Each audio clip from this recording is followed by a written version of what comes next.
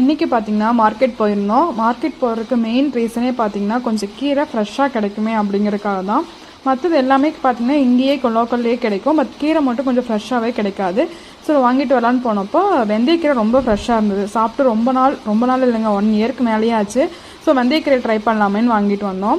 வாங்கிட்டு வந்து எப்படி செய்யணும்னு வீட்டில் எல்லாத்துட்டையும் கேட்டு ஃபஸ்ட் டைம் நம்ம ட்ரை பண்ணேன். பட் சூப்பராகவே வந்திருந்தது. மார்னிங் பிரேக்ஃபாஸ்ட்டுக்கும் இருந்தது, மதியம் லஞ்சுக்கும் இருந்தது. ஸோ வெந்தயக்கீரை ஷூட் பண்ணலான்னு நினச்சி ட்ரை பண்ணேன். பட் லாஸ்ட்டில் பார்த்திங்கன்னா ஷூட் பண்ணவே முடியல. முடிச்சுட்டு ஈவினிங்காக பார்த்திங்கன்னா மழை வர மாதிரியே இல்லை, ஆனால் நல்ல மழை.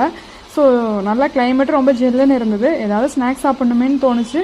பட் செய்யறதுக்கு சின்ன ஒரு சோம்பேறித்தனம். எப்படியும் பால் வாங்க போய் தானே ஆகணும். அப்போயே பேக்கரியில் பார்த்திங்கன்னா 2 ஸ்நாக்ஸ் வாங்கிட்டு வந்துட்டோம். ப்ரெட் இருந்தால் வீட்லேயும் ஈஸியாக இதை மேக் பண்ணியிருக்கலாம் தான். பட் சோம்பேறித்தனத்தால் மேக் பண்ணாமல் விட்டாச்சு. பட் ஸ்நாக்ஸ் சூப்பராக இருந்தது. சாப்பிட்டு ஜில் கிளைமேட்டை என்ஜாய் பண்ணிகிட்டு இருந்தோம்.